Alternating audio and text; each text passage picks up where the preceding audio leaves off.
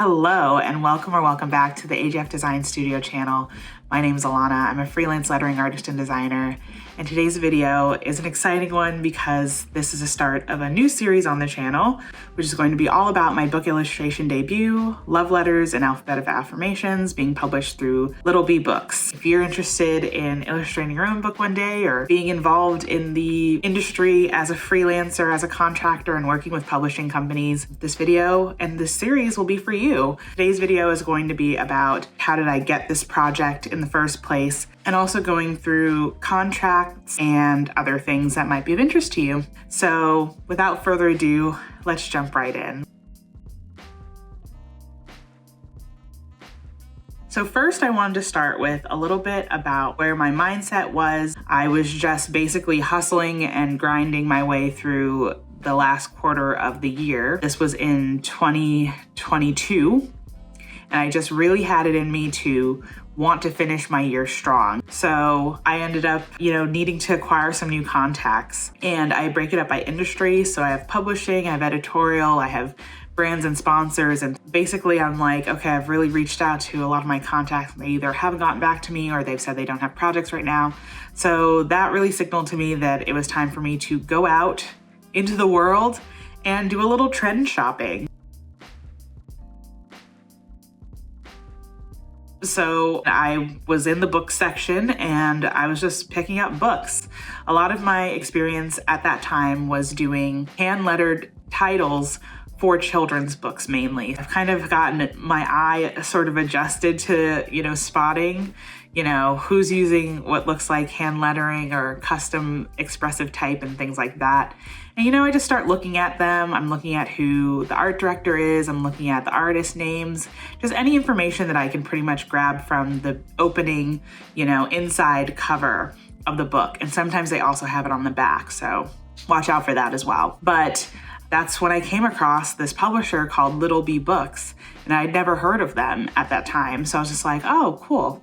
Snapped some pictures, filed that into an album on my phone that I keep called Leads, which lets me know, okay, these are things that you've seen around. Make sure you're emailing and finding these contacts. So that's essentially what I did. So I went home and I did some research, see more about their titles.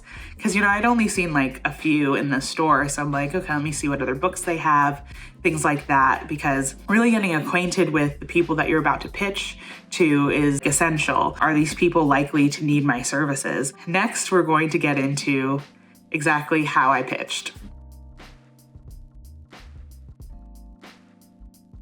I mentioned that I did my research, I looked them up, then it was time to find an email contact. I use a variety of different tools because I am a solo artist, I'm a one-person studio. So I use one called Apollo, and I use that in conjunction with LinkedIn to get the email addresses of art directors and creative directors. I use that on Google Chrome. And that's how I was able to reach out to the art director for Little Bee Books. So this is an example of a pitch that I send to art directors.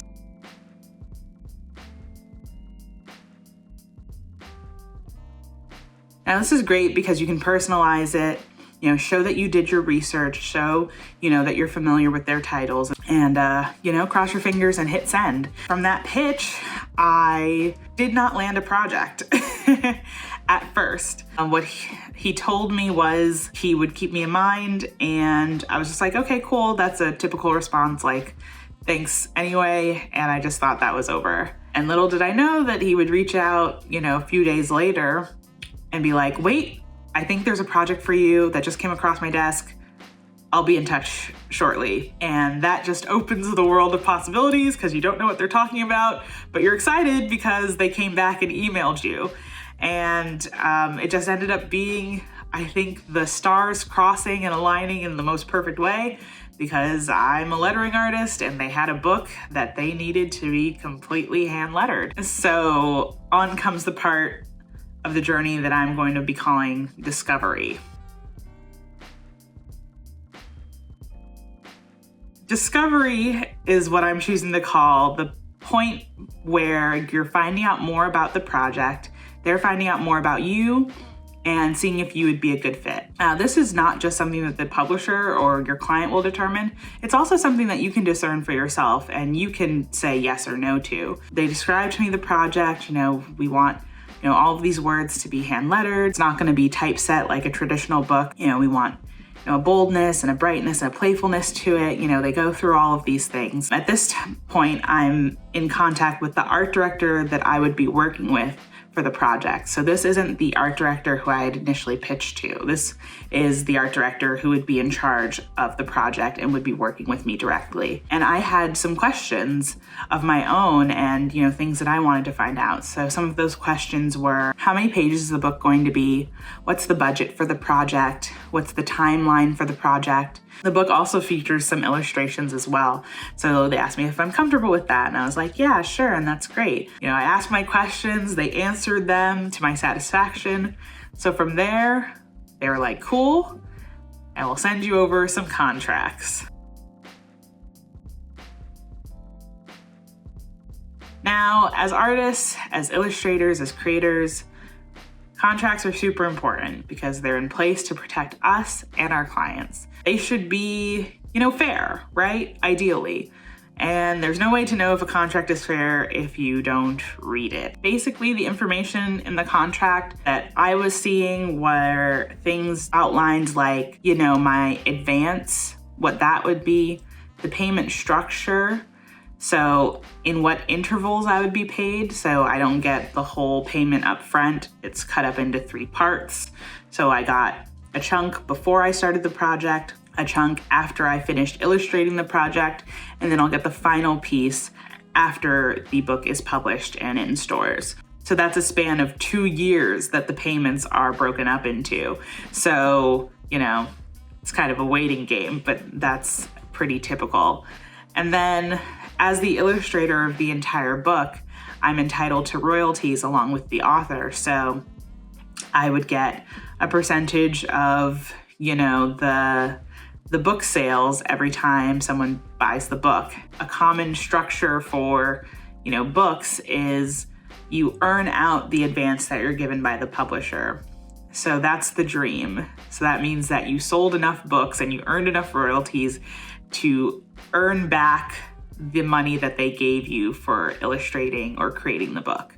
So once that money is recouped, then I can start actually getting residual income from the book sale. That would be the dream, and part of it is people like you who could totally buy the book, Love Letters, an Alphabet of Affirmations. It's a board book for all ages. It's amazing, and you should pre-order it. Link is in the description box below. And just understanding what you have the rights to, what the publisher has the rights to. I didn't and don't have a lawyer and I don't know legal advice things, but I do have the Handbook of Pricing and Ethical Guidelines, and it does outline really great different contracts, different terms that you need to understand for, your agreements before you sign them. And any questions that you have, relay them back to the team, relay them back to whoever you're in contact with.